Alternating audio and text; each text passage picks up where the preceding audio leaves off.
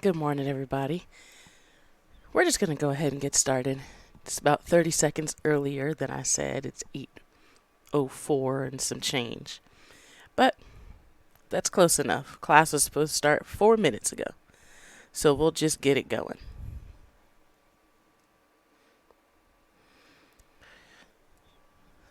So as promised, we're going to start with a couple more problems from the homework.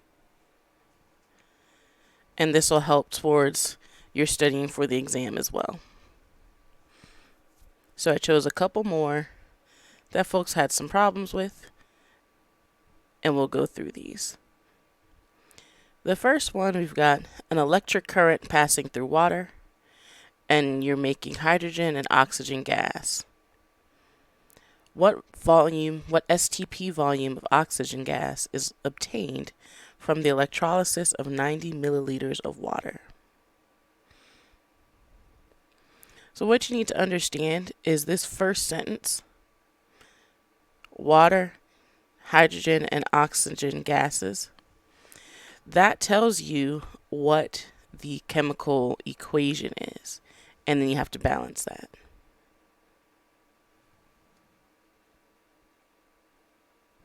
So this is the chemical reaction.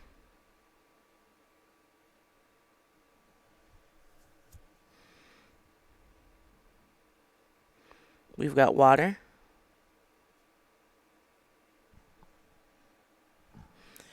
We add some kind of a current through it, and we make hydrogen gas and oxygen gas. Then we have to balance this.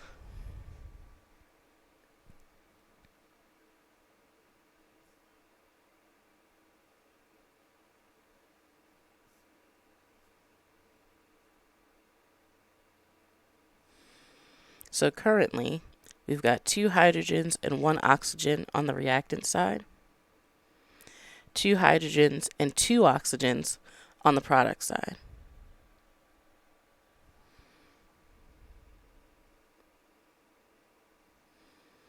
We'll start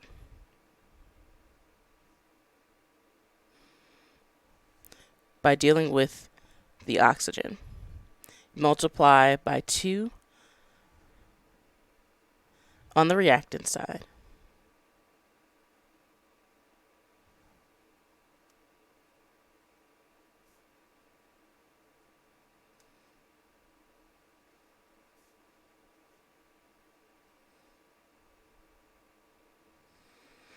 So now we've got 2 times 2 is 4 hydrogens and 2 oxygens on the reactant side. Still 2 and 2 on the product side. Now we've got to balance the hydrogen.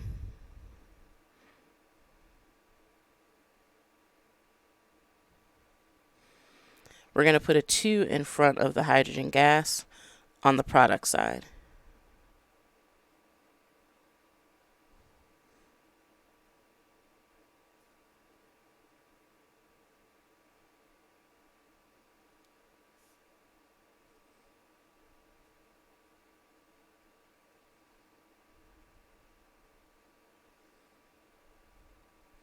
Now we're balanced. Once you have a balanced chemical equation, then you can do the stoichiometry. So that's always the first step. Write and balance chemical equation. If you're not given one, you have to do the work. Does that make sense? I want to just pause here for a second, because I know there was some trouble with this problem.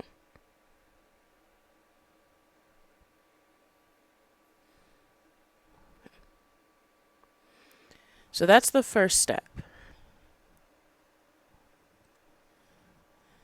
Now we need to figure out what kind of a problem this is. Let's read the rest of the problem.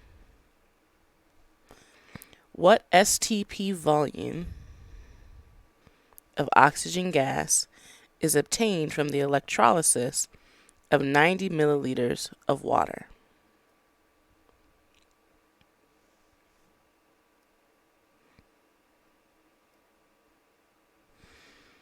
So what we're starting with is 90 milliliters of water.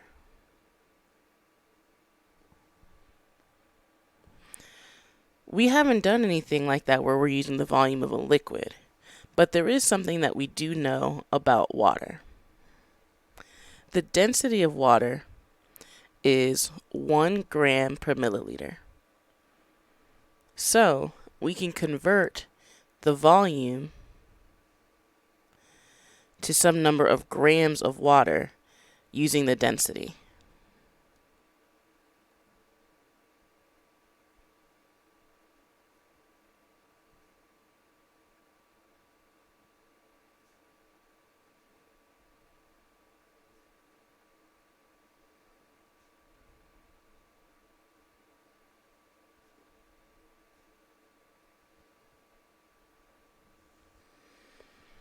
So that's something that we talked about in chapter 2.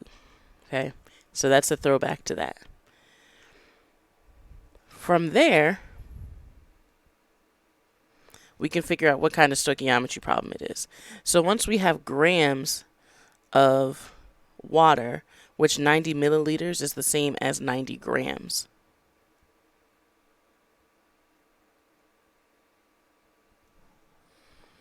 And we're trying to figure out a volume of oxygen gas.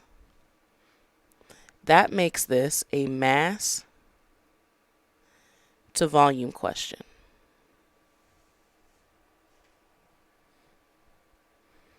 So those first 2 steps were key. Write and balance an equation, and then knowing that the density of water is 1, or the fact that you can use density to figure out the mass of the water. From there, it's just a mass to volume question.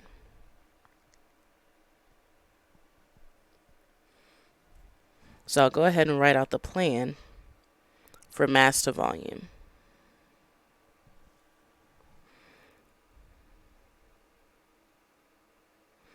We're starting with grams of water. First thing we always have to do is go from grams to moles. Whatever you're starting with, you have to get to moles. That's going to use the molar mass of water.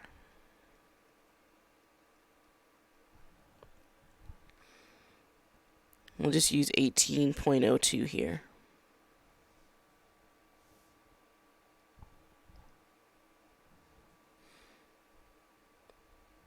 Then we use our chemical equation that's balanced to get to moles of oxygen gas.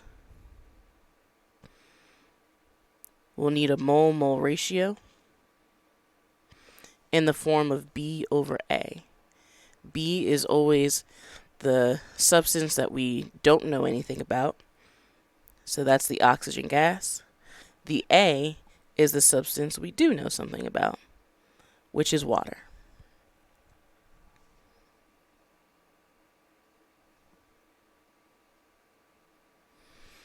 Then we take that number of moles and we convert to a volume. We're at STP, which means that you can use molar volume to go from moles to volume. Remember,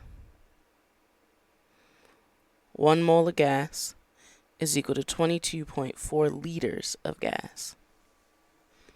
And from there, we can write out which unit factor we'll need. So we'll do that as we set up the equation.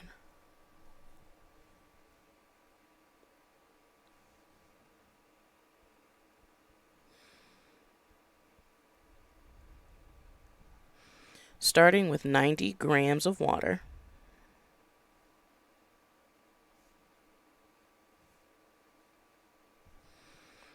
we're first going to convert that to moles.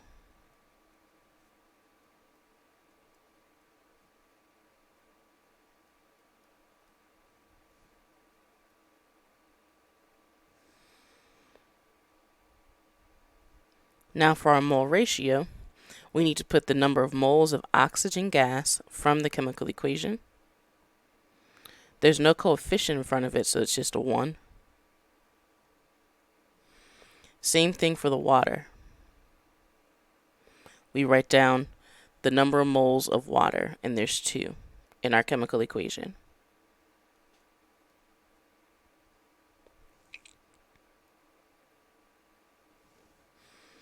Lastly, we have to write a unit factor from our unit equation for molar volume. We're trying to go from moles of oxygen gas to liters. So we want the liters on top and moles on the bottom.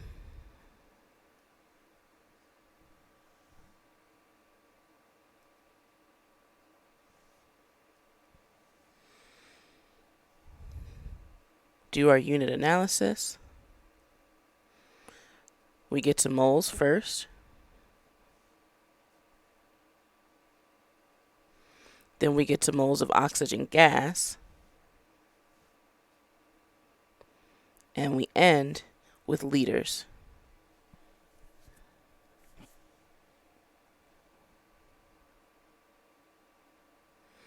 To put this into your calculator, you're going to take 90, divide by 18.02. Going to divide by 2 and multiply by 22.4.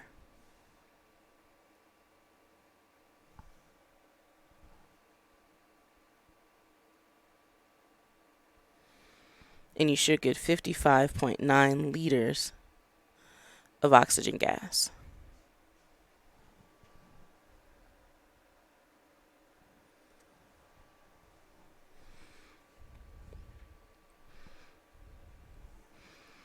Does that make a bit more sense than when you were doing the homework? I know some of y'all were like, this homework is going to kill me. And I promise it won't. But hopefully this makes it a little bit more clear. So this type of a problem is fair game for the final exam because it brings in topics that we've covered already. And it's chapter 9, which is going to be one of the main focuses of the final.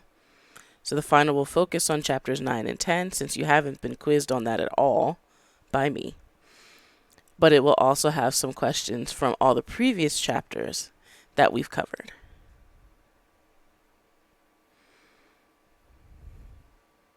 Okay, let's move on to the next one.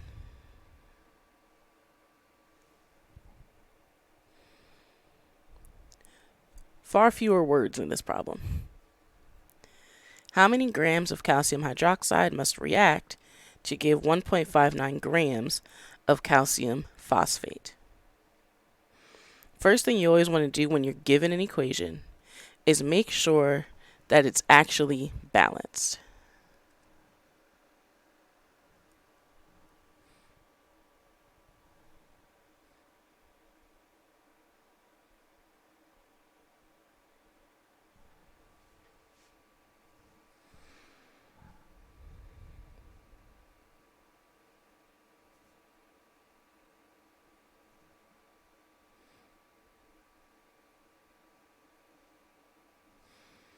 So I can keep the phosphate and the hydroxide together when I'm balancing here.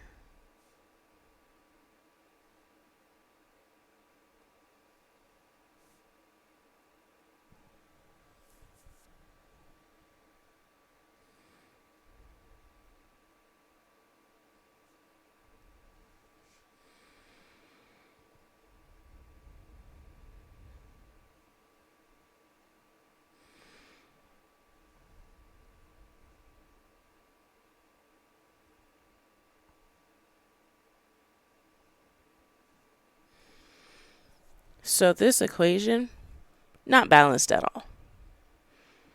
So if you were trying to do the problem just using this equation, you would run into some issues because it's not balanced. So that's step 1.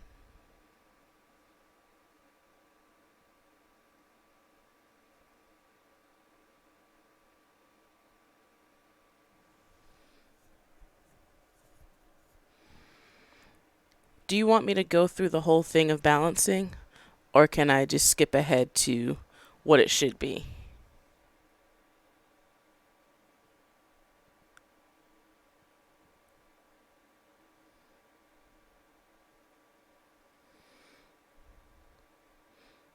Okay, the balances have it.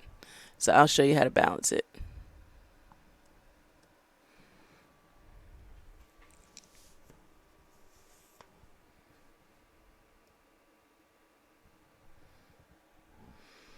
So I'm going to start with balancing the calcium.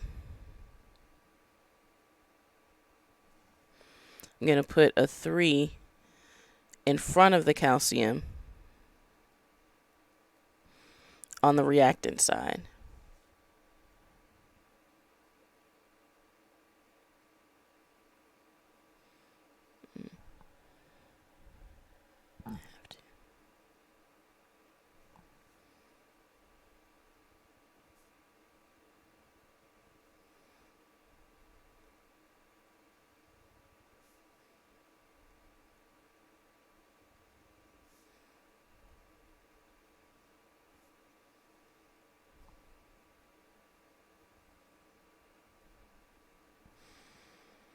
So we put that 3 in front, so we already know that calcium is going to have a 3.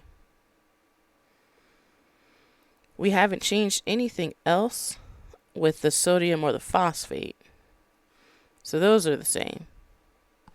But we have also changed the hydroxide. There's 2 here on the outside of the parentheses. So that means we're doing 3 times 2 gives us 6 hydroxides on the reactant side. The product side remained unchanged. We didn't do anything to that. But now we've got a new problem. The hydroxides are super not balanced. So let's balance that out.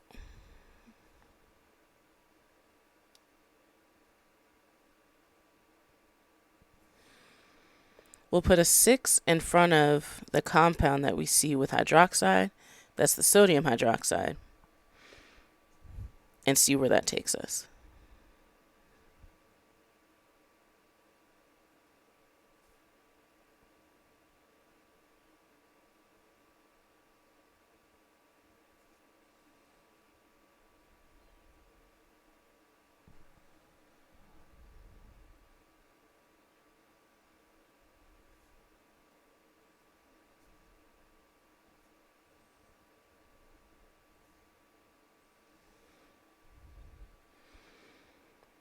We haven't done anything to the reactant side this time, so I'm just going to copy that over.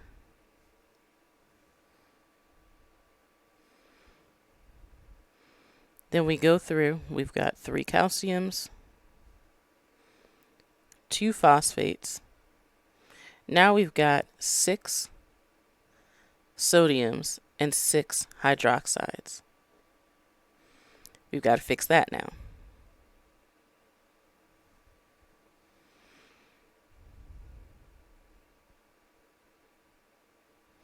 We'll multiply the sodium by 2, which will also multiply our phosphate by 2 because they're in the same compound.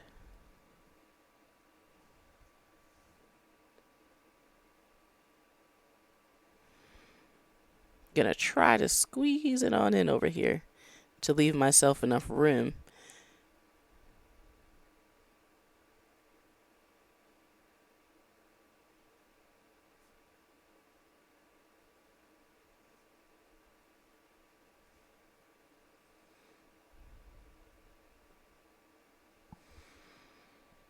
So now we've got 2 times 3 equals 6 sodiums.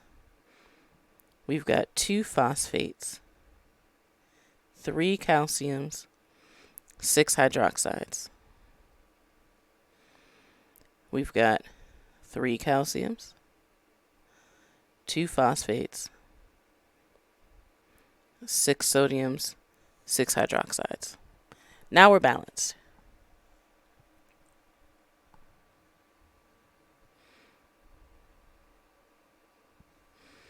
Once you have that, you can figure out what type of problem you have. How many grams of calcium hydroxide must react to give 1.59 grams of calcium phosphate?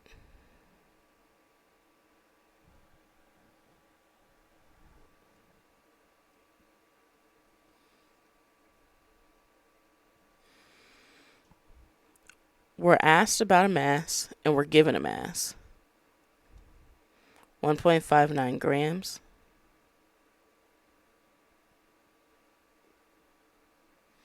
Gives us how many grams of calcium hydroxide? That's a mass-to-mass question.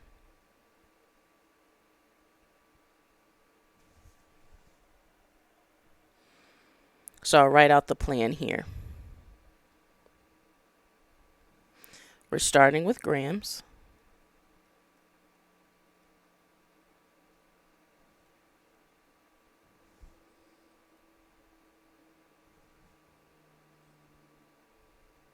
We always need to get to moles.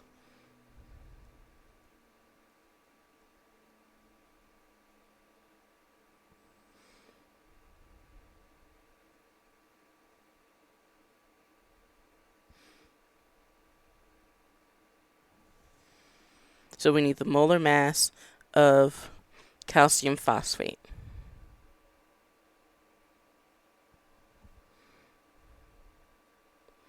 Then we use the chemical equation we just balanced to get from calcium phosphate to moles of calcium hydroxide.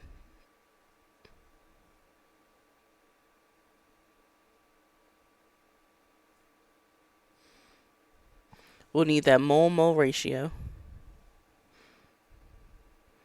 of the hydroxide over the phosphate. So that's shorthand. It's the calcium hydroxide over the calcium phosphate.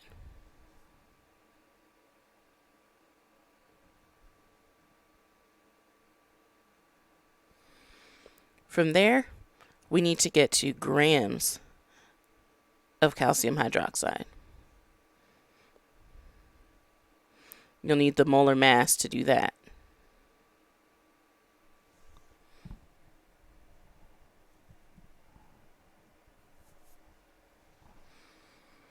That's the plan.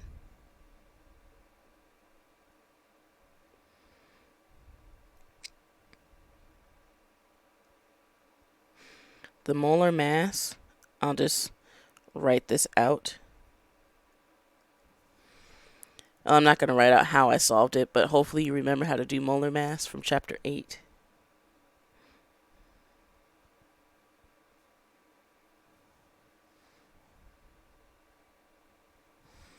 So you just look up calcium, potassium, and oxygen, what those say on the periodic table, and then you add up the right numbers. So you got 3 calciums, 2 phosphorus atoms, and 8 oxygen atoms. You add all that stuff up to get the molar mass.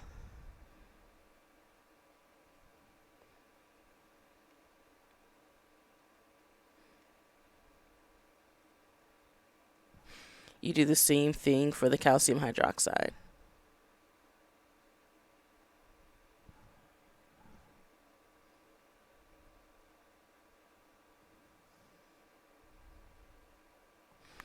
And now we're ready to put it all together.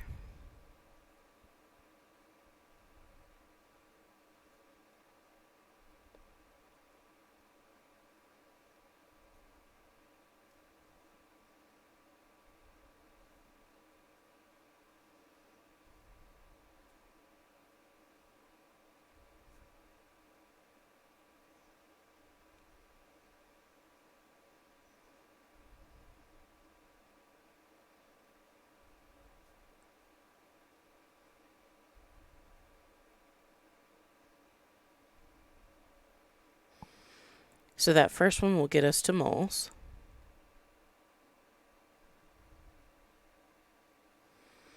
Now we need to write out that mole-mole ratio. We're going with what we don't know anything about.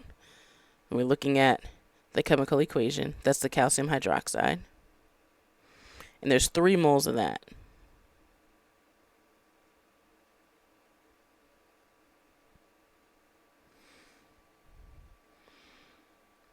Calcium phosphate, 1 mole of that.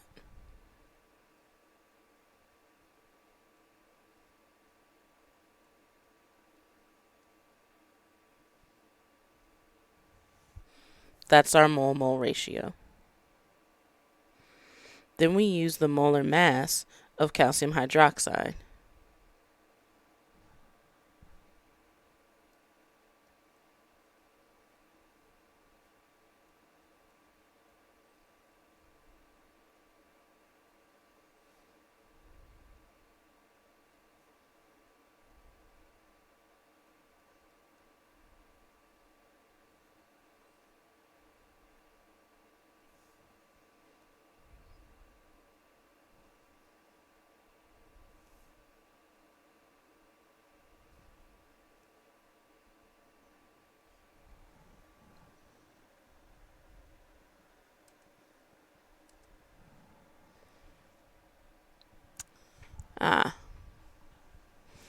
Yep, it most certainly did.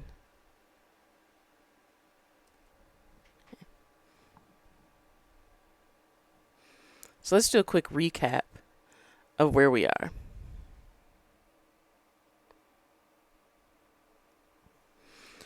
We started with balancing the equation because what was given was not balanced. Once we did that, we went back to the problem and said, okay, we're given 1.59 grams of calcium phosphate. We have to figure out how many grams of calcium hydroxide we need to make that. Mass to mass, that's what we're solving. I wrote out the plan. We go from grams of calcium phosphate to moles, from moles of that to moles of calcium hydroxide, and from moles of that to grams. That's what I have written out down here with all the numbers filled in. And I was about to do the great reveal before ScreenShare decided that it wanted to do something different. Always check your units. Make sure that they cancel. We've got moles of calcium phosphate, moles of calcium hydroxide, and grams of calcium hydroxide. All that checks out. To put this into your calculator, 1.59 divided by that molar mass,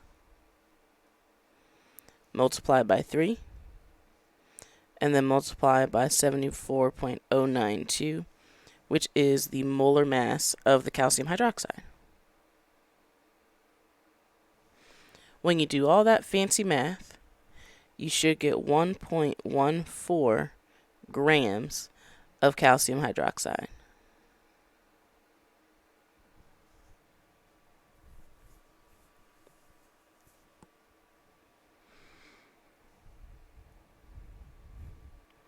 So the trick to this one was balancing that chemical equation before you did the mass-to-mass problem.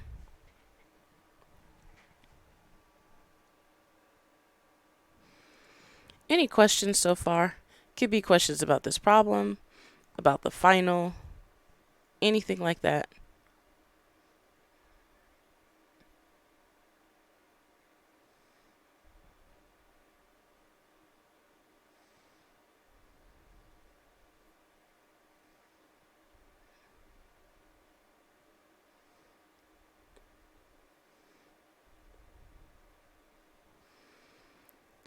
Then we'll keep going. If you do have questions as we go along, feel free. So this is the last problem that I'm going to do from the homework.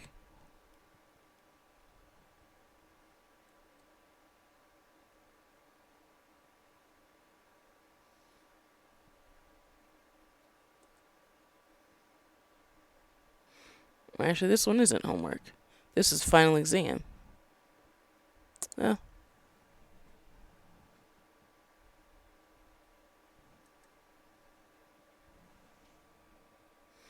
Sure. The date of the final exam, so it is due on Monday, May 3rd.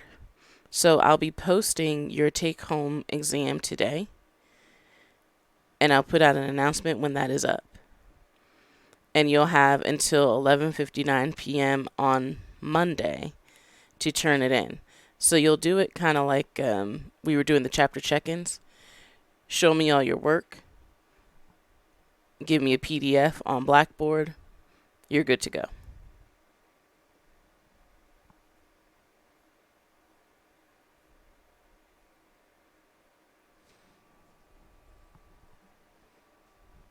Very welcome. I'll bring it up again at the end.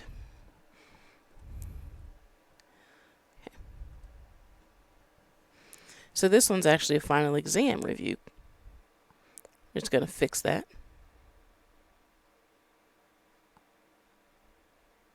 So now we're getting into some of the problems from the final exam review packet that I posted. Well, it's not really a packet. It was a PDF. But we're going to go over those questions, and I have like one, maybe two additional questions that are not on that final exam review that we're going to go over. So this is not all of the problems, but I'm going over a select few that I think may have given you a little bit of trouble. So the first one, how many milliliters of carbon dioxide gas, let me get out my highlighter, at STP are produced from the decomposition of 1.75 grams of sodium hydrogen carbonate? Let's figure out what kind of problem we have. Our given information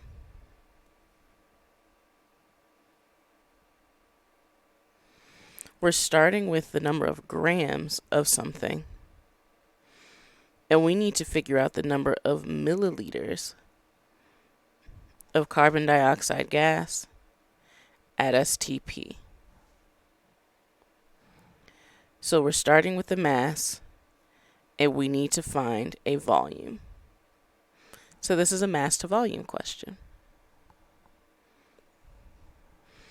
Now I would recommend that you double check and make sure that your equation is balanced.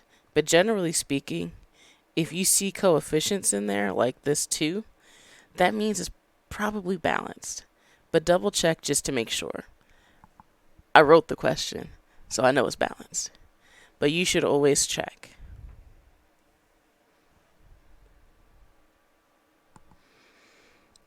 Now we'll write out our plan.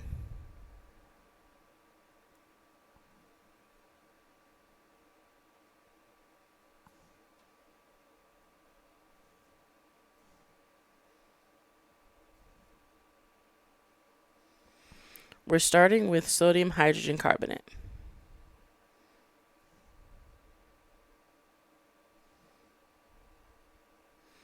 We need to get to moles.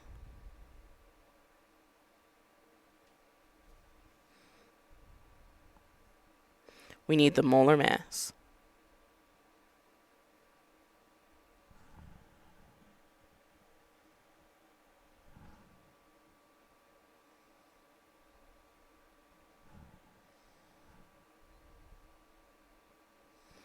And if you need help calculating those molar masses, stick around for office hours.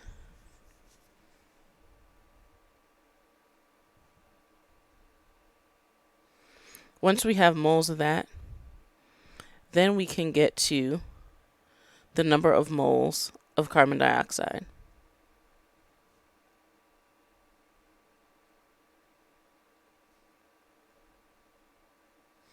That's our mole-mole ratio.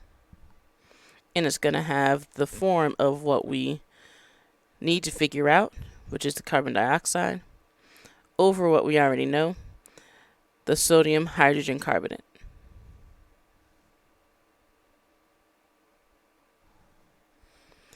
Then we need to get to volume for carbon dioxide. That uses molar mass. Or sorry, not molar mass, molar volume.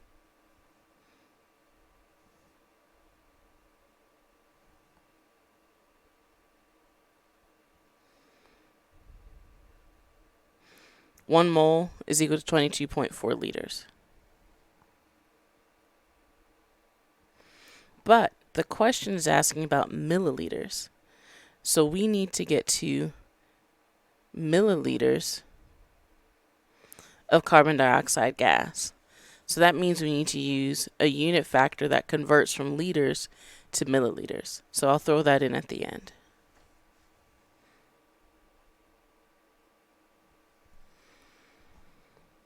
Let's fill in all the numbers.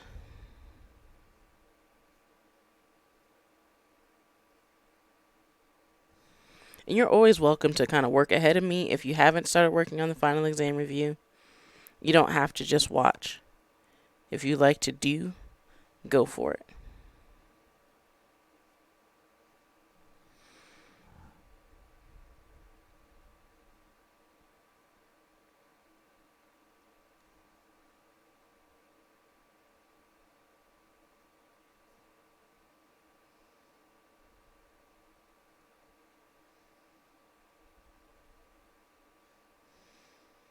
That will get us to moles. Now we go to our chemical equation. We need carbon dioxide. There's only 1 mole in the balanced equation.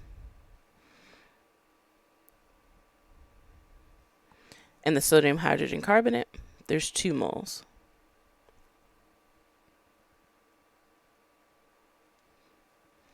There's our mole-mole ratio.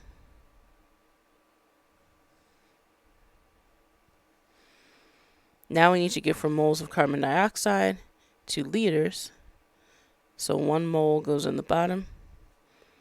22.4 liters goes in the top. Now normally we'd be done, but we have to convert that to milliliters because that's what the problem's asking for.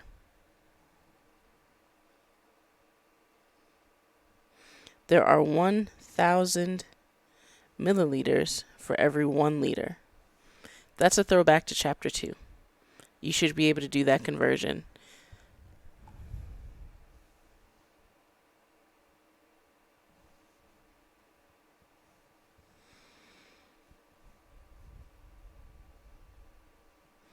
We get some moles of sodium hydrogen carbonate,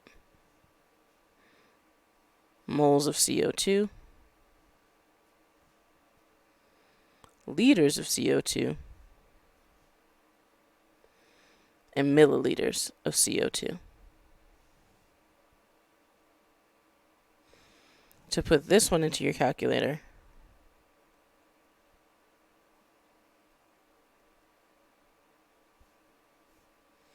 you're going to do that.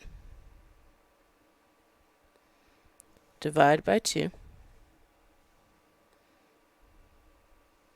Multiply by 22.4. Multiply again by 1,000.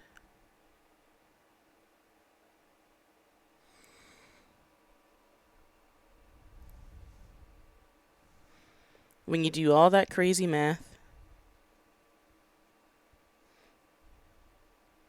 you get 233 milliliters of carbon dioxide gas. So I have the final exam review answer key posted, but I don't always go into the full detail of writing out the plan and then crossing out, the units and how you put it into the calculator. So if you want all of that, then you'll have to look back at the notes for this class. If you just need the answer, go to the answer key. If there's an answer that you need or an explanation that you need that is not posted in, clear enough for you, that's what office hours are for. So I'll pause here for a few seconds. And if you have a question, you can throw it up. Otherwise, in about 10 seconds, I'll keep moving with the next question.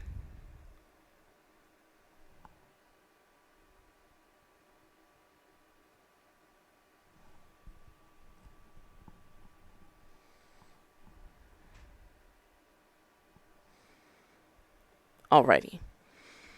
Next question. Looks kind of familiar, but this is actually one of the new ones. And I can't remember if I put in more than one new question. Sometimes the memory just ain't what it used to be.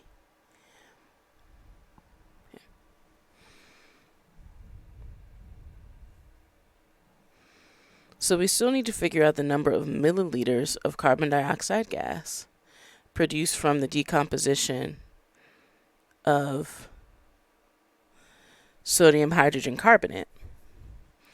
But we have, instead of at STP, at 65 degrees Celsius and 1.5 atmospheres. So that means we have to use a gas law. We can't just use, it's at STP, 1 mole of gas is equal to 22.4 liters. No. So the first thing we do is we convert our mass to moles. Okay? So we're going to go from the 1.75 grams of sodium hydrogen carbonate to moles of carbon dioxide. Then we're going to use the ideal gas law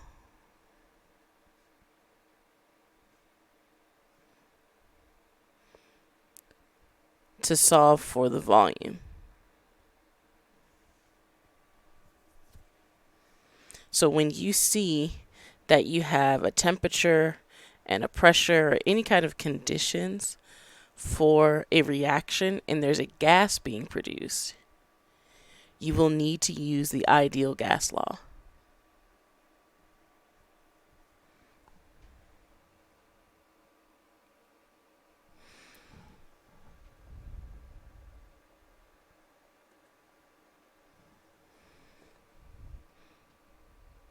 So I'm going to throw up, I'm not going to put up the plan that we had before.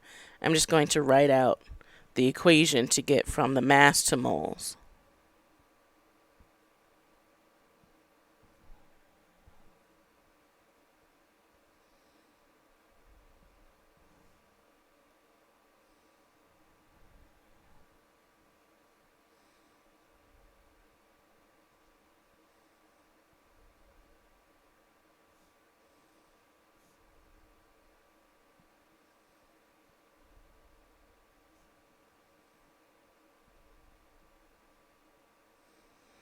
So that gets us to moles of sodium hydrogen carbonate. And then we have to add on our mole ratio.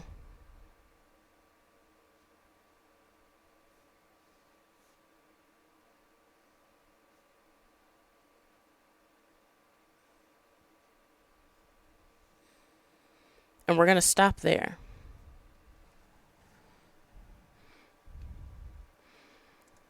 So all we want to do is figure out the number of moles of carbon dioxide gas.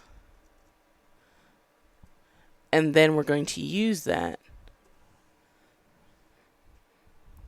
to get to the final destination. So when you put that into your calculator,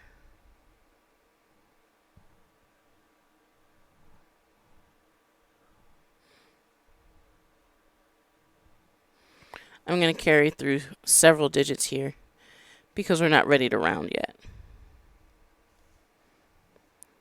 But all you do here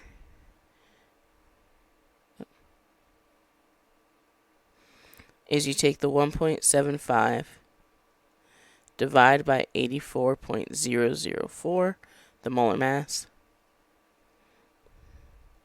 and divide again by 2. So that's how you get to the moles of carbon dioxide gas. That's step 1. Step 2, we've got to use the ideal gas law. And this is from chapter 10. Pressure times the volume is equal to the number of moles times the ideal gas law constant times the temperature in Kelvin. We need to solve for volume. So we're going to isolate the volume by dividing both sides by P. That's the pressure.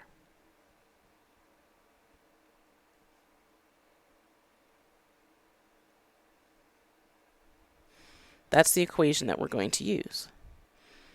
Now let's figure out what all of our variables are. N is the number of moles, and we just solved for that.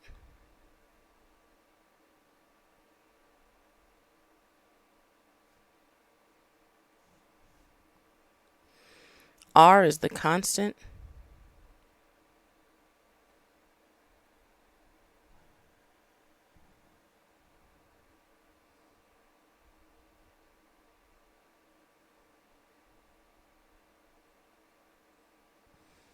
It's got some funky units, but we need them. The temperature you get from the problem, which is 65 degrees Celsius. Remember that you have to convert that to Kelvin.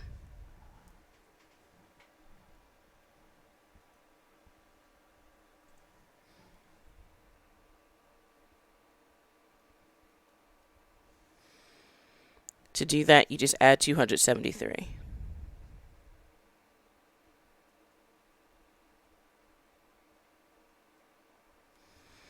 So there's all of our variables and their assignments. So all the numbers associated with them.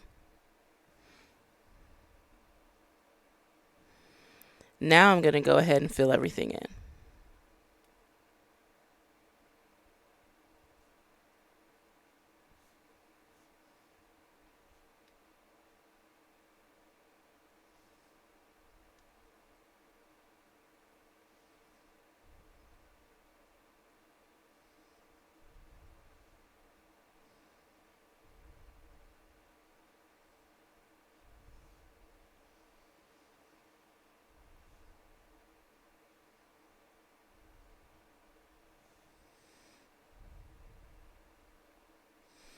And the way this works is that all of the units cancel except for the units for what you're interested in. We're interested in volume.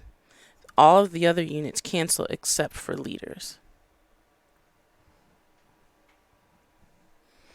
So you multiply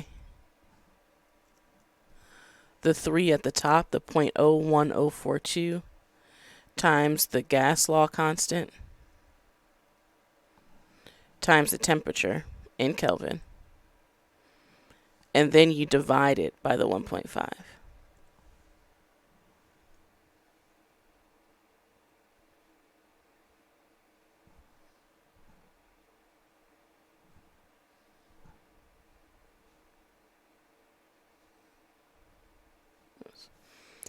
Jumping ahead of myself here. This is in liters.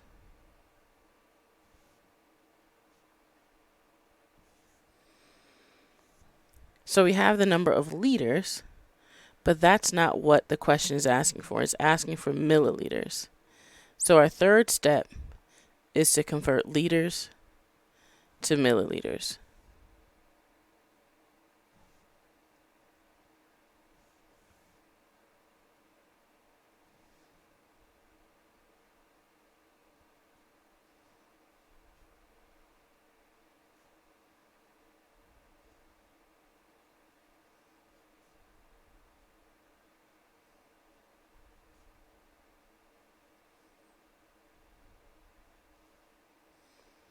And that's our final answer.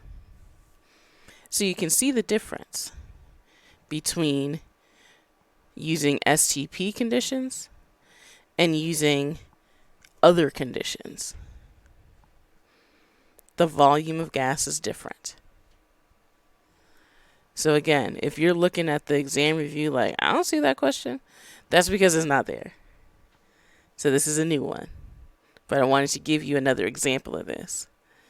So let me know if there's any questions. I'm going to linger here for about 10 seconds. So if you're taking notes or you just need to kind of breathe for a second, you can do that.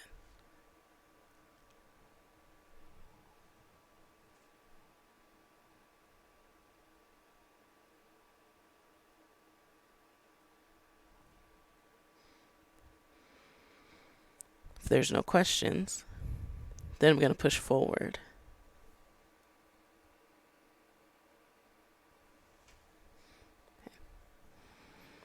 We're doing a lot of the mass or a lot of these stoichiometry problems because it seems like that's kind of what you guys were asking for. So I guess I want to hear from you. Do you want to do this problem too? Or do you want me to move on to a different topic and maybe do some gas law stuff?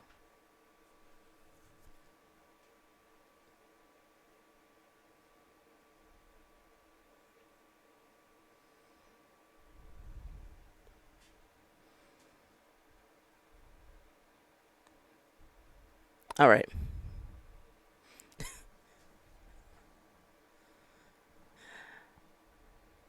I appreciate the manners. It's all good. So we'll do this one.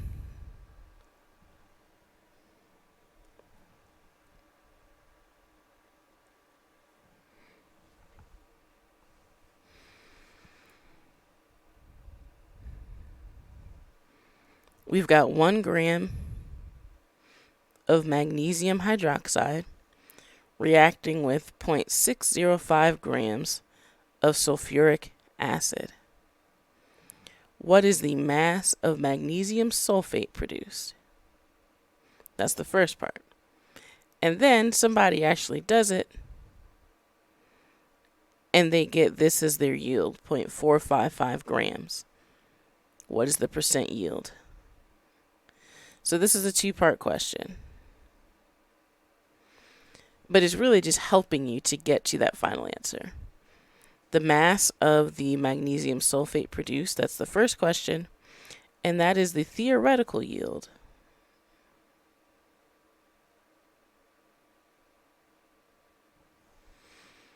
Which we need to calculate the percent yield. We've got 2 masses here.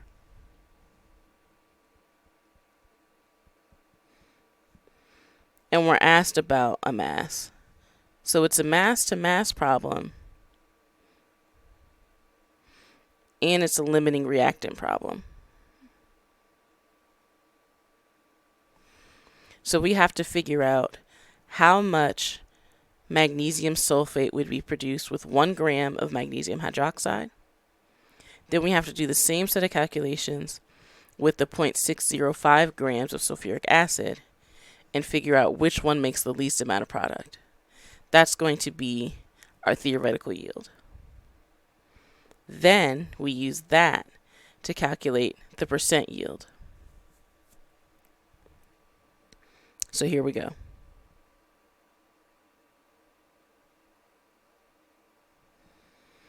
I'll write kind of the generic plan for mass to mass, and then I'll fill it in. So I'll write the generic plan up here. You're going to start with grams of A. We've got 2 different things, so we'll have to fill that in. Use my color scheme.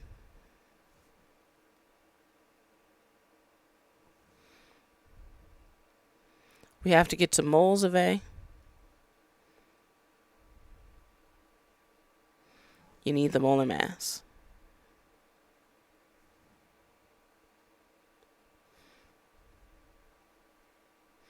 Then we get to moles of B. using a mole-mole ratio, B over A.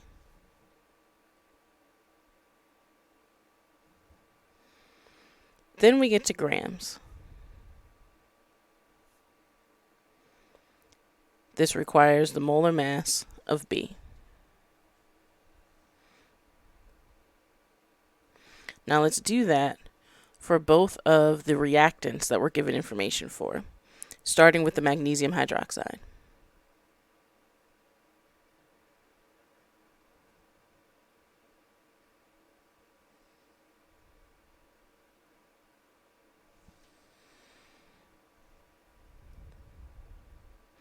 You'll have to calculate these molar masses, but for the sake of time, I'm just going to write it in.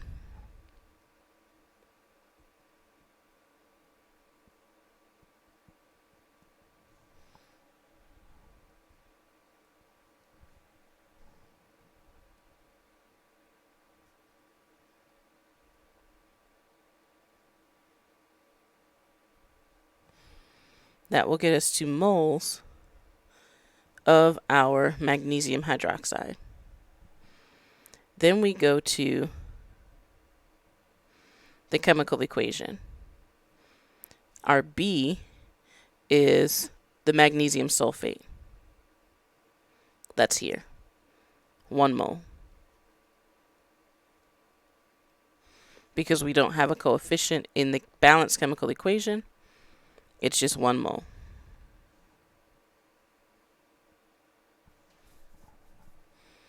One mole of magnesium hydroxide.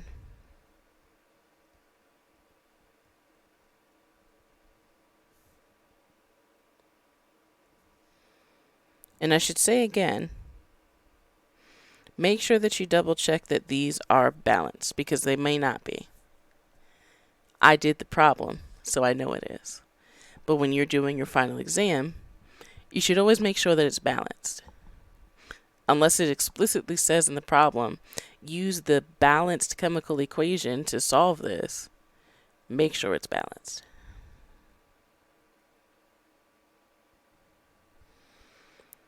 The last piece, we're using the molar mass of magnesium sulfate.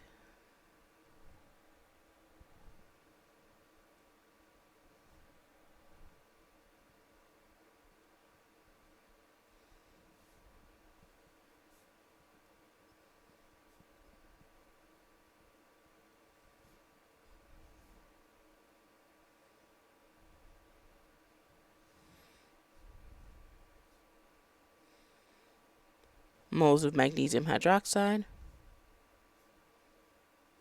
moles of magnesium sulfate, grams of magnesium sulfate.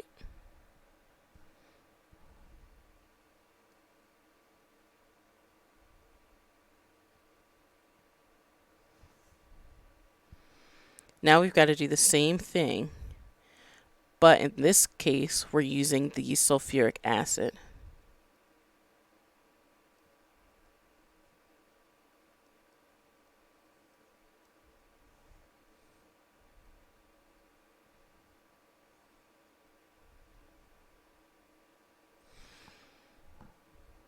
We're going to change that to moles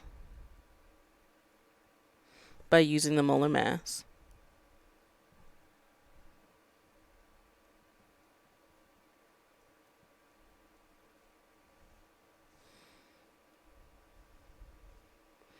Then we write a new mole-mole ratio. Still the same 1 mole of magnesium sulfate in the top, because it's coming from the same chemical equation.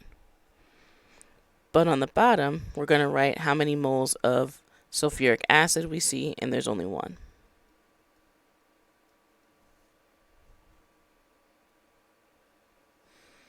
Then we use the same unit factor as the one above to figure out grams.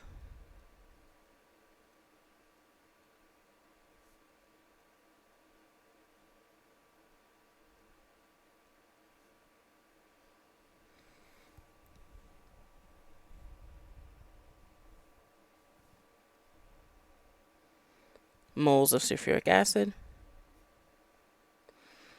moles of magnesium sulfate, grams of magnesium sulfate.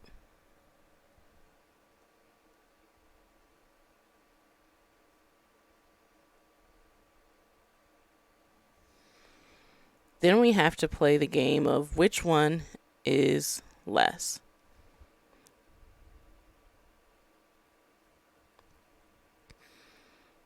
Which reactant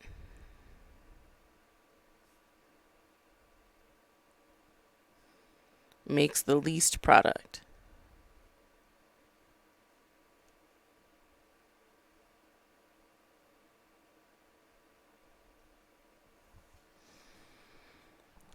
.742 is the smaller number. So that's going to be our theoretical yield. So that's the answer to the first question. What is the mass of magnesium sulfate produced? The second question, we've got someone who performed the experiment and they got 0.455 grams. We have to calculate the percent yield.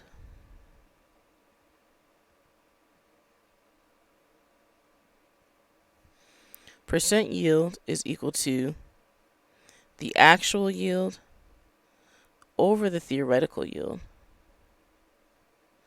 multiplied by 100%. The actual yield is from the problem.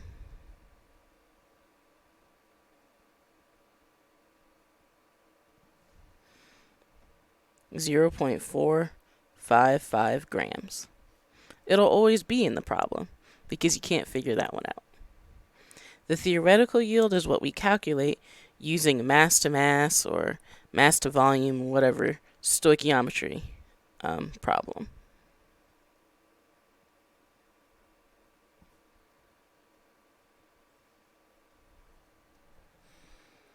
When you do that math, you get 61.3%.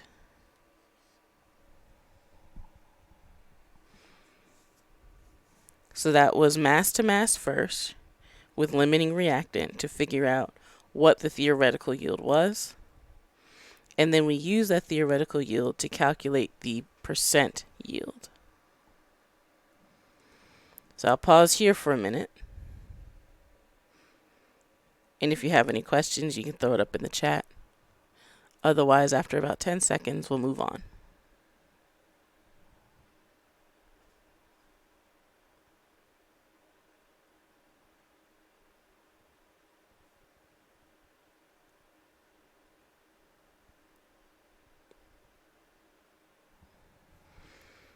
Okay. So we are out of stoichiometry land. And we are now squarely in gas law land.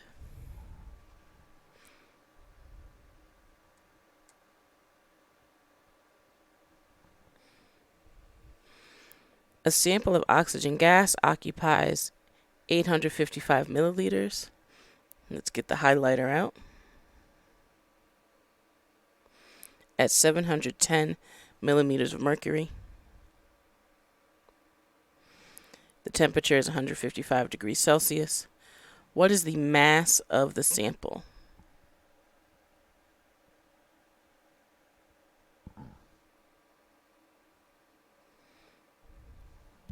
Well, let's see what we have here. We've got 855 milliliters. That's a volume.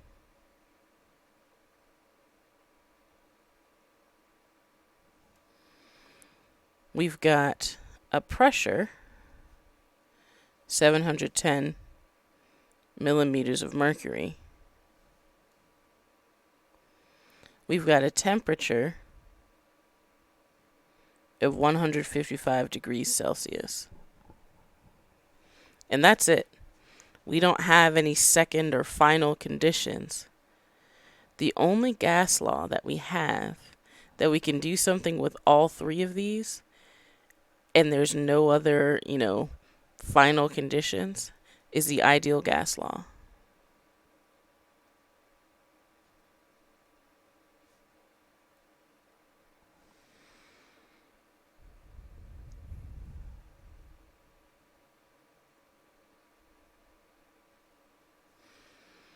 And the question is asking about the mass of the sample.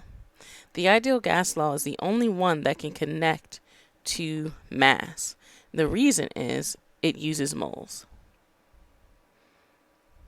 So the first step in solving this is going to be using the ideal gas law to solve for the moles of oxygen gas.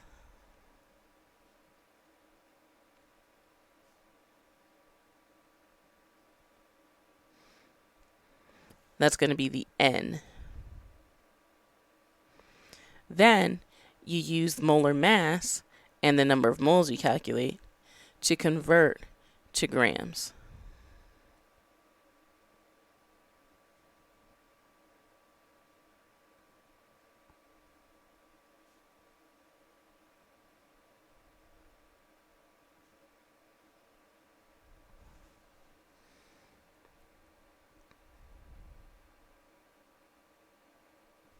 So we already know what the R is.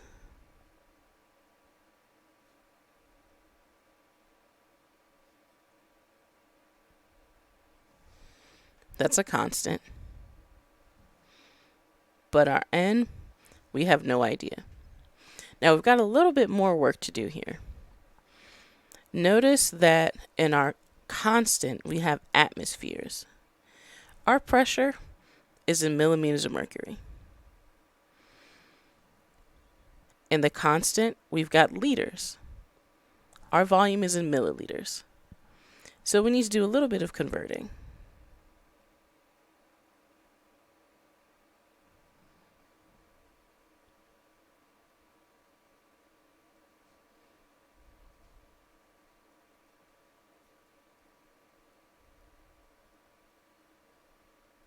You have to divide by 1,000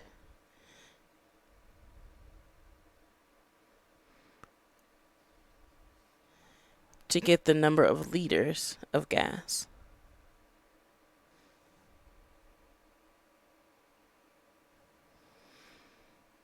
We also need to convert millimeters of mercury to atmospheres.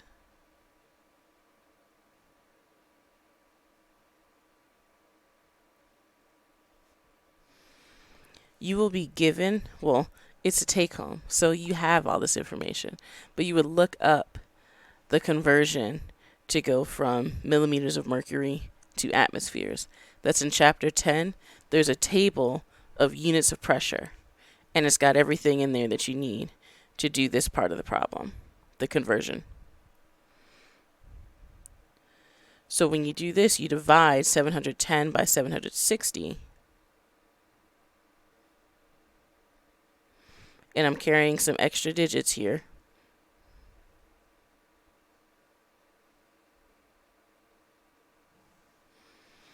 The last thing we need to do is convert our temperature.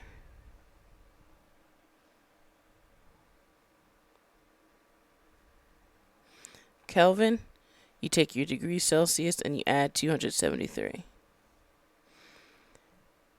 Our temperature is 155. You add 273, and you get 428 K.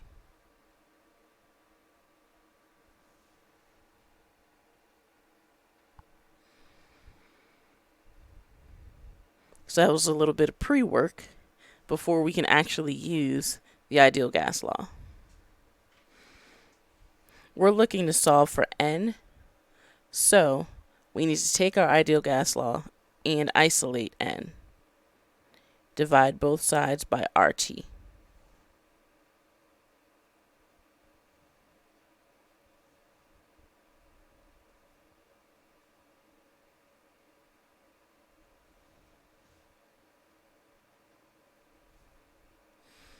Now we can substitute in our numbers.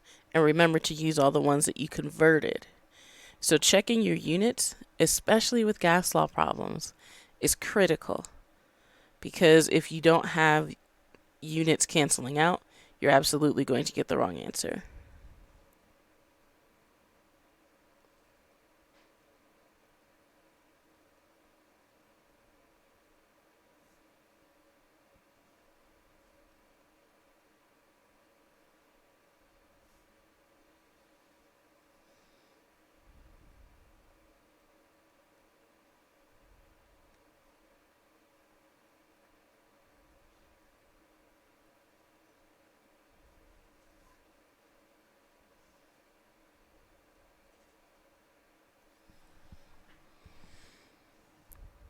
So we've set that up. All of the units cancel except for moles. So when you do this math, you should get, and again, I'm still carrying some extra digits because we're not ready to round yet. So that's the number of moles of oxygen gas. That was all for part 1. Use the ideal gas law to solve for N. Now, we need the molar mass of oxygen gas to convert moles to grams.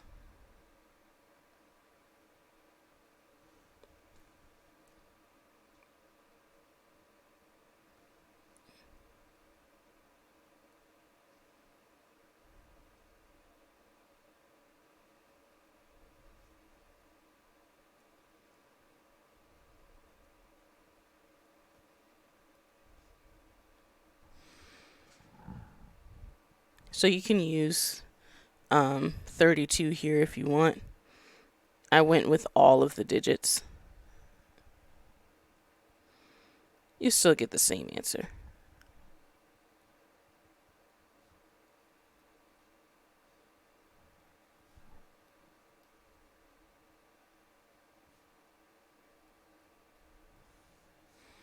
So that is our final answer. 0.727 grams of oxygen gas.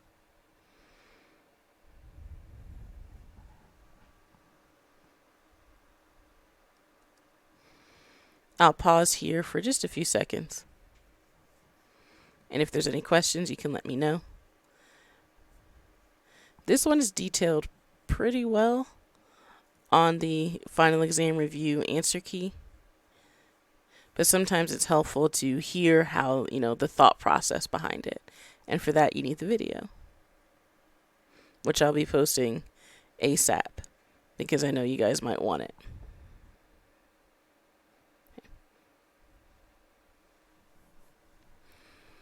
Moving on, still in gas law land.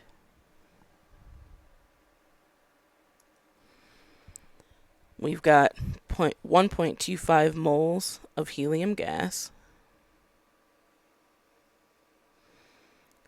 It occupies 5 liters. Pressure, 2.25 atmospheres. What is the temperature in Kelvin?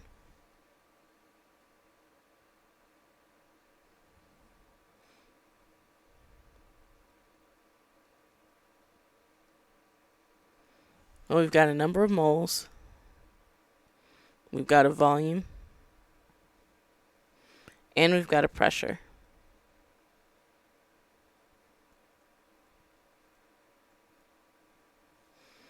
The question is asking for a temperature in Kelvin. The only gas law that has moles that we've covered is the ideal gas law.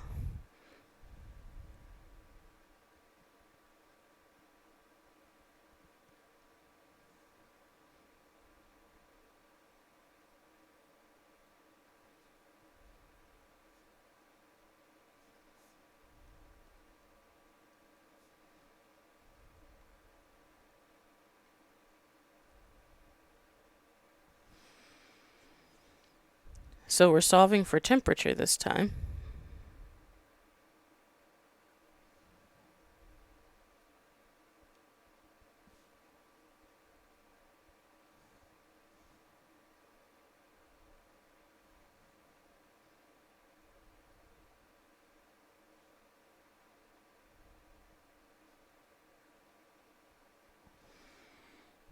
There's our equation.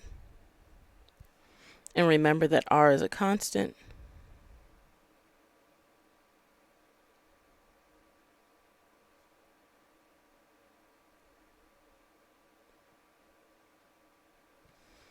So that's not something that you have to solve for. It's just something you need to look up or know.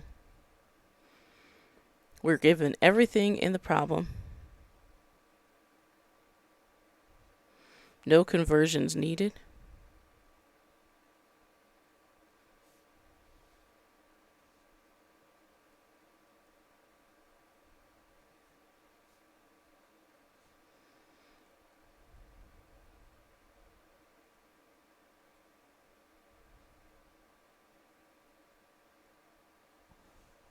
And there we go. All the units cancel, except for Kelvin, and that's what we want.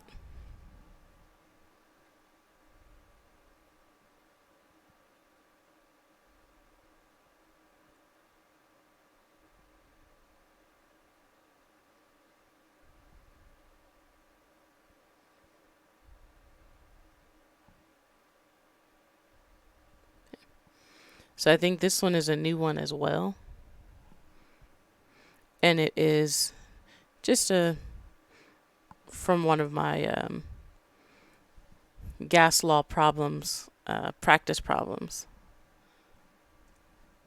So you're going to take that 2.25 and multiply by 5. And then you're going to divide that and use parentheses. So I should probably write this one out.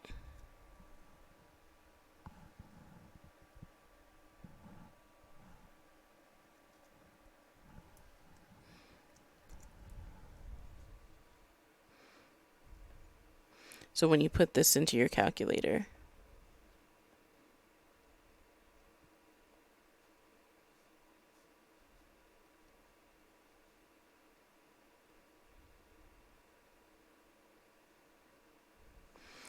try it like that, because it will help you get the right answer. Those parentheses are key, particularly for getting the right answer with the denominator, because sometimes things kind of go awry when you don't have those parentheses.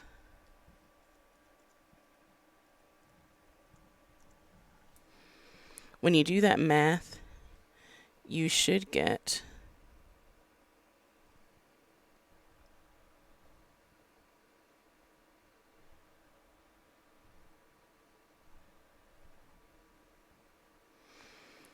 so I gave you some extra digits there, but we only need 3 sig figs.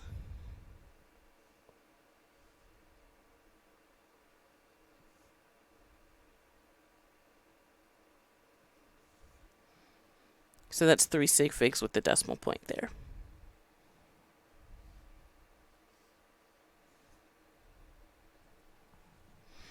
So this is a straight up ideal gas law problem.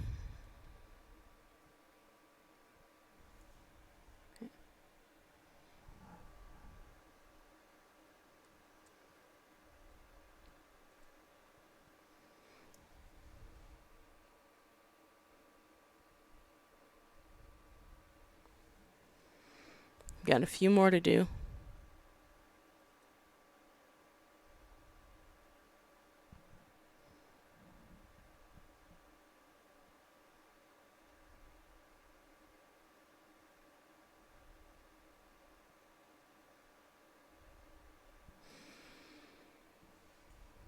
What volume in liters is occupied by this number of molecules at 100 degrees Celsius and 255 millimeters of mercury?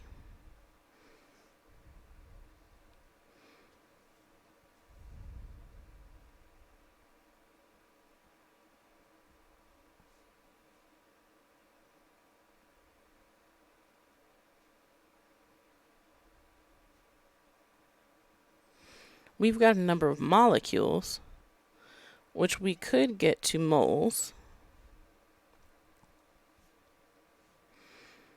using Avogadro's number.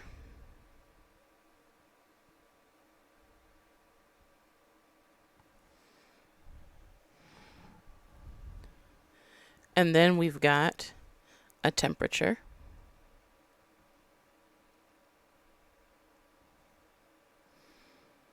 And we've got a pressure.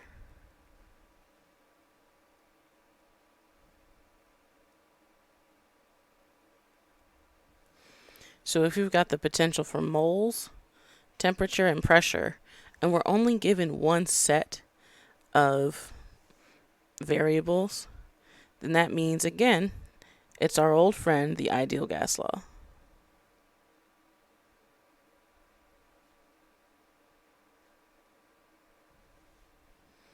So the first step is to convert molecules to moles. In nitrogen gas, a molecule of nitrogen, it's N2. Just so you know. We've got that number of molecules.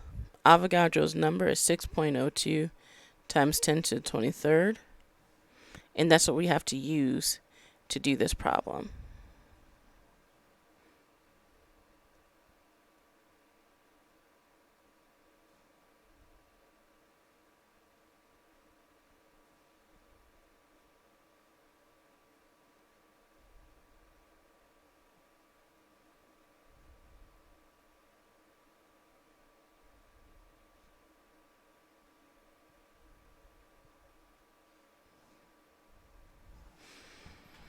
So you do that first to figure out how many moles you have.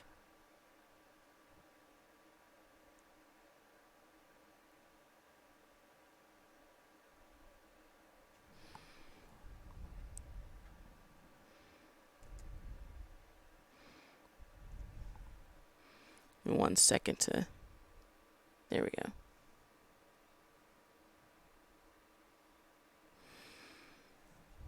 So when you're doing this with scientific notation, I also like to use parentheses, just because sometimes, depending on the calculator, weird things can happen. So using parentheses here won't be a bad thing. So no matter what calculator you have, it's not a bad thing to use parentheses here.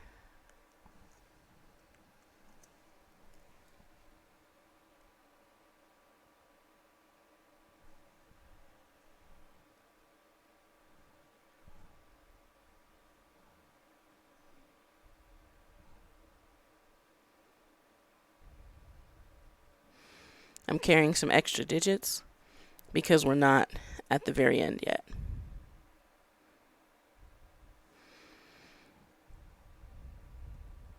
We need to convert our temperature to Kelvin. You add 273. And we also need to convert our pressure.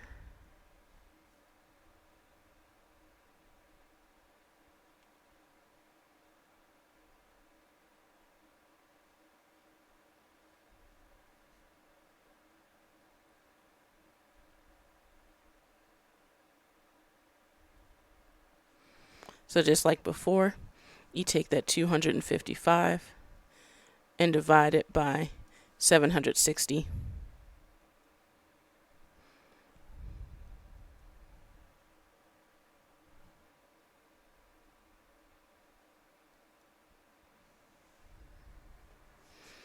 And now we've got everything we need. We just need to rearrange our equation. So PV is equal to nRT. We're solving for volume, so we divide both sides by the pressure.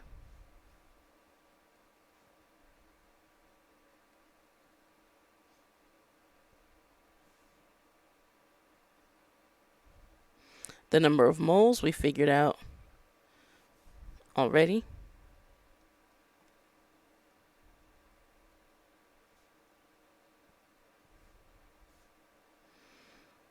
The R is a constant.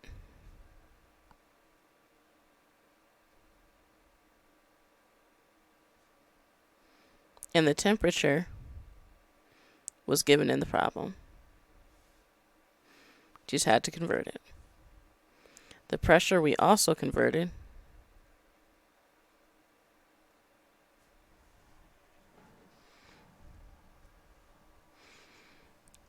And then you just put it into your calculator. 0.05615 times the 0.0821 times that temperature. And then you divide by the number of atmospheres.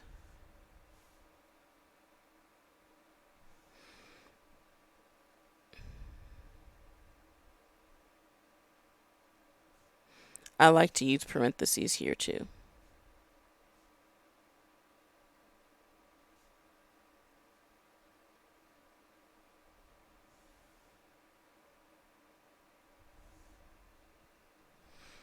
And when you do all that and you use sig figs, which you should use 3,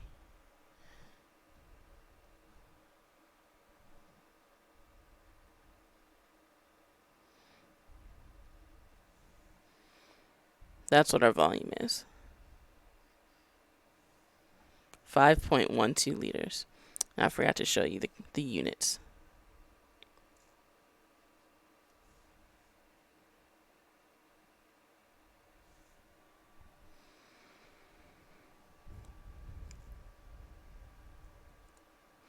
So lots of gas law questions.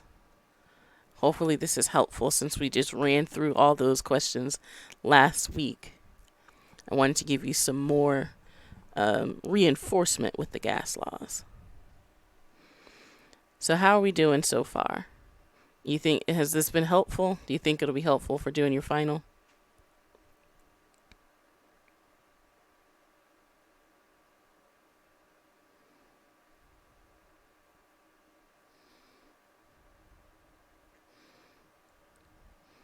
Okay. I'm just trying to help everybody be great. So hopefully this will do that.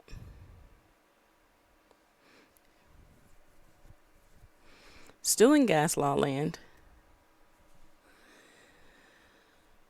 We've got calcium, metal, and water mixing to produce hydrogen gas.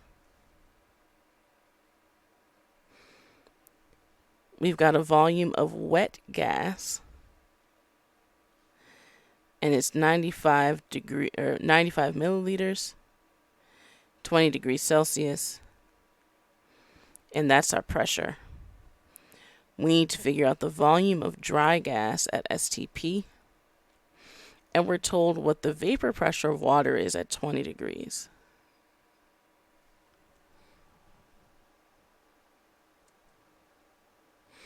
On your final, I'm probably not going to tell you because you can look that up.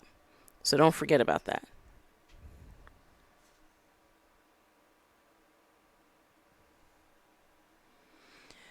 We need to do 2 things here.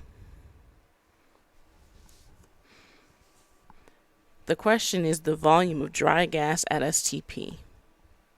So those are different conditions. Remember, STP means a temperature of 273 Kelvin and a pressure of 1 atmosphere, which is the same thing as 760 millimeters of mercury.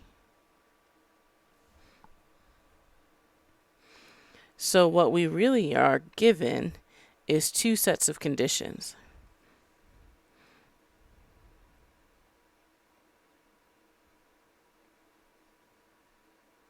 "95 milliliters is our initial volume.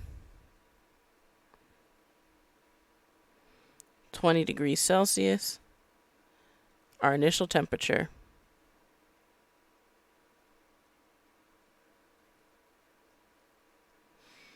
And 758 millimeters of mercury is our initial pressure. The volume of dry gas at STP, well, now we've got our volume, we don't know, but it's V2. Our new temperature is 273 Kelvin, and that's T2. And our new pressure, 760 millimeters of mercury, and that's P2. We've got pressure, temperature, and volume. So that must mean that this is a combined gas law problem.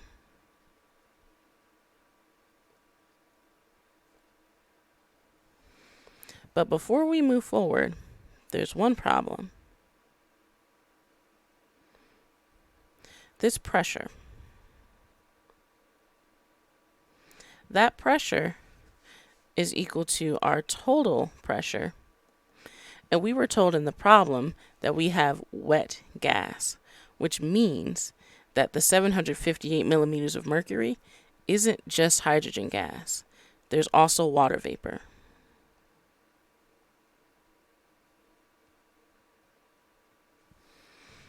We don't care about the water vapor. We just want to know about the hydrogen gas.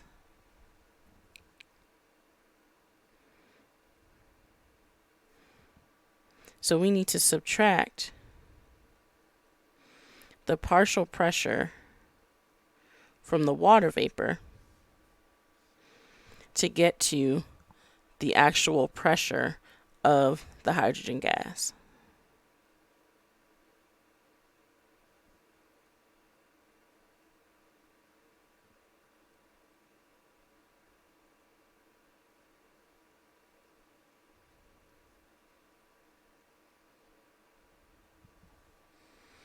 This is Dalton's law of partial pressures.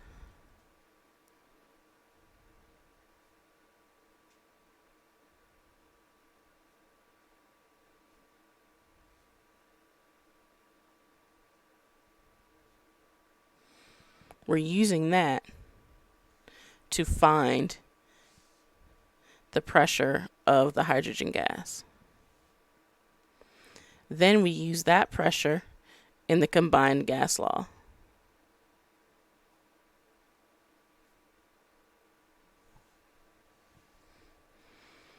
So if we substitute our numbers in here, our total is 758 millimeters of mercury. We subtract 17.5 because that's what the vapor pressure is of water at 20 degrees. When you do that, you get 740.5 millimeters of mercury. So what this really is 740.5. That's the only gotcha in this problem, that if you don't remember, wet gas means water vapor plus your gas. And the question is asking about the volume of dry gas, which means no water.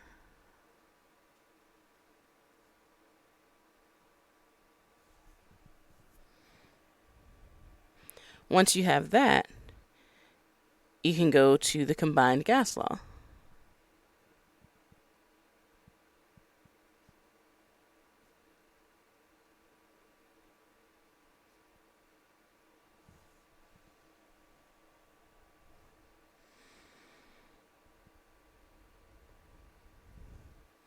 We're solving for V2. And the first thing that we've got to do before we can start solving is to cross multiply.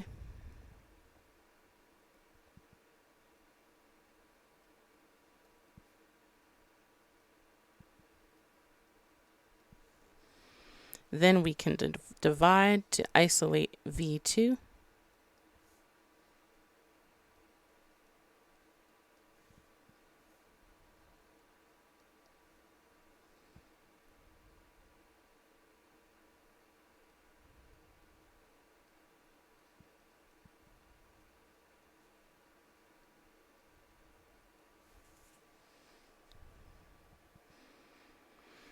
So there's our equation. One of our temperatures is in degrees Celsius. We need to convert that to Kelvin. So add 273. And you get 293 Kelvin there. Now let's substitute in all of our values.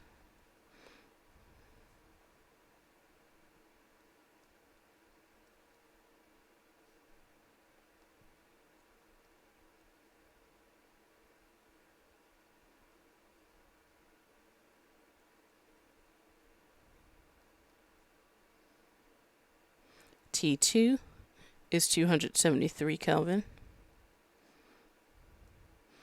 over T1.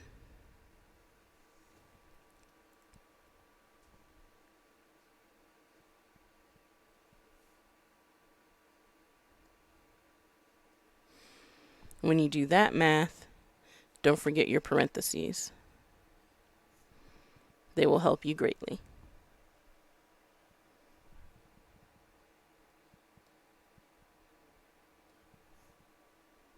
You should get 86.2 milliliters.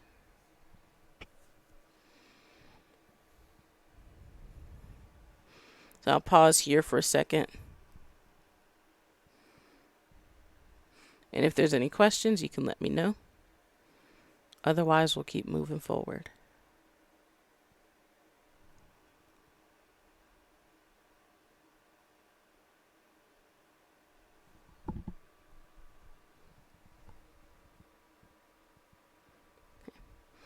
So we're almost through. I grabbed a couple of problems from yesteryear, it almost feels like, just to kind of jog your memory.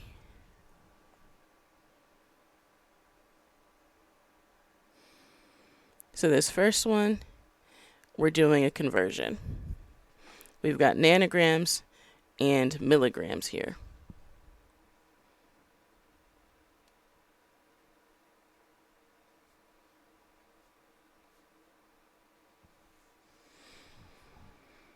For these types of problems,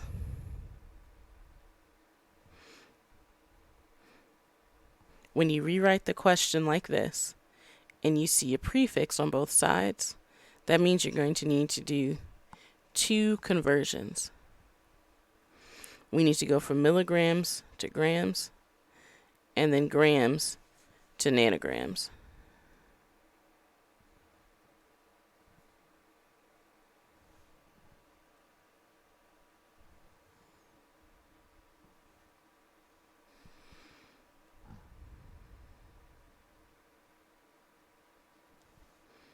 To go from milligrams to grams, there's a couple of different ways we can do this, but I'm just going to do this one way.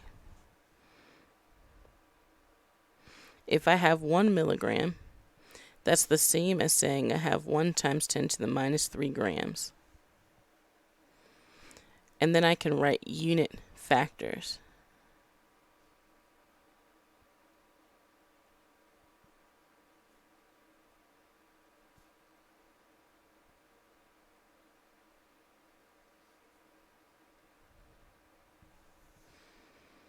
That's for the first one. We do the same thing. We're going from grams to nanograms. So if I have 1 gram, I have 1 times 10 to the 9 nanograms. And remember that there's a chart that you can use. It's from chapter 2 that has all of the prefixes. They're the metric prefixes.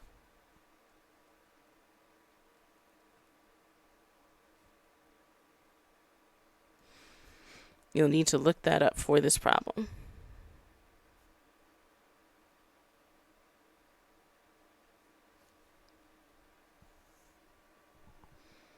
Then we put together our equation. Starting with 650 milligrams, we need to go from milligrams to grams and from grams to nanograms. So the first unit factor needs to cancel out milligrams.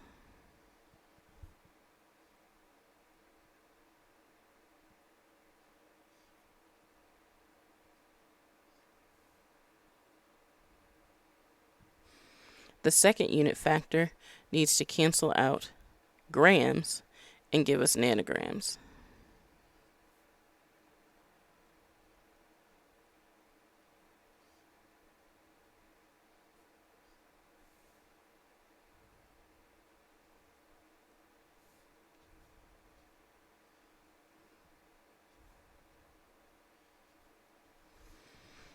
So we've got the right units. Now we just have to do the math. Don't forget, you can use parentheses around that scientific notation, to make sure that you get the right answer.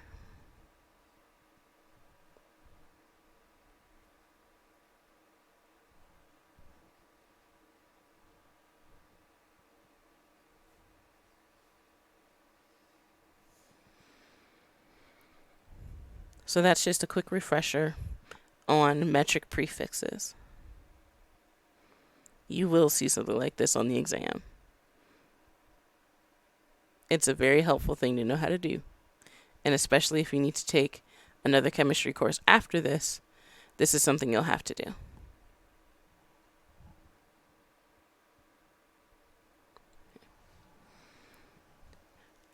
I believe this is the last question. The density of propane gas at STP. This is molar volume plus density.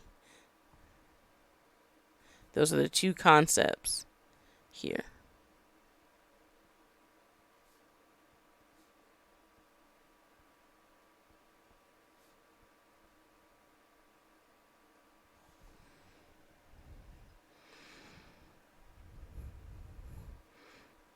When you have a gas at STP, the density can be defined as the molar mass divided by the molar volume.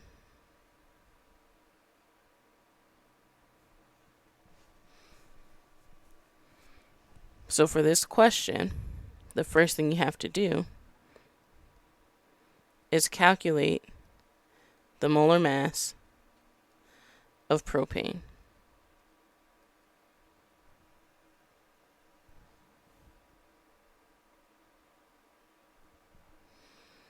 There are 3 carbons, so we're going to do 3 times the mass of carbon.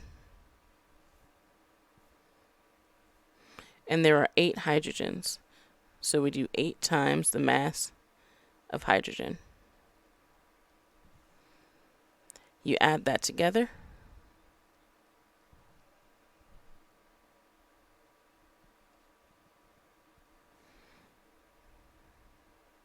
and that's your molar mass.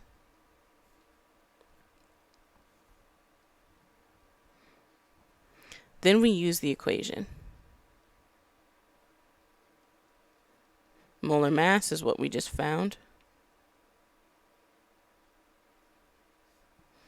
Molar volume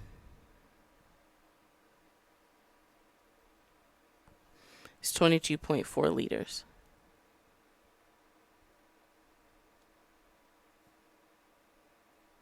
So remember, 1 mole of gas has a volume of 22.4 liters. That's the molar volume concept.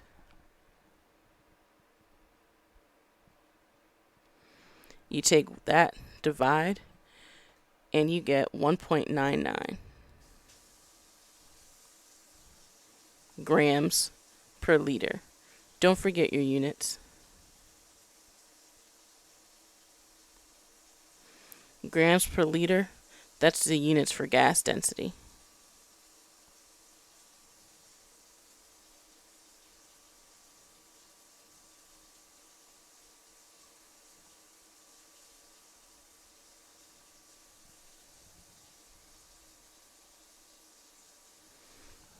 So that's a simple density problem with gases.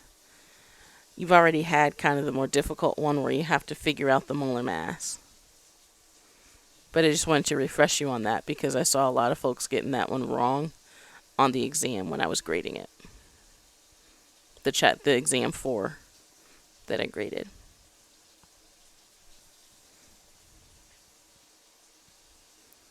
So that's it.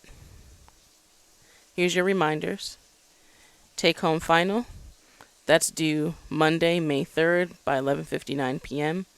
It'll be posted today. Mastering Chemistry, you still have Chapter 10 assignments due on Sunday. That's your final assignment that is required for Mastering Chemistry. So don't forget to get that done. Then there's the Chemistry Primer, which you have until Wednesday, May 5th at 11:59 p.m. to complete. That is extra credit. So you do not have to do it. But if you've missed some assignments in mastering chemistry, or you're just trying to get the best grade possible, do the extra credit. Whatever you complete is added to your mastering chemistry score. That can help you. It'll also help you study for the exam. So notice that the chemistry primer is due Wednesday. So you could, after you submit your final, still work on this up until Wednesday. So I'm giving you an extra couple of days just to try to get as much as you can. There will not be any office hours next week because we're done with classes. So if you have questions about any of the mastering chemistry, you need to get that in this week. That's all that I have for you. We've still got another 30 minutes left of class. So I can be available if you'd like for office hours. Or if you just want to dip and say, all right, I'm good, thanks, that's fine too. I've got my regular office hours at 11:30. That's 11:30 to 1. So I'll stick around for a few minutes, probably till about 10:15. And if folks want anything, you can just ask. I'll be here. But I'll sign out at about 10:15 if nobody's asking questions. So that's all I've got. Yeah, if you have questions, stick around. I'm not going to record that part, but you can ask questions.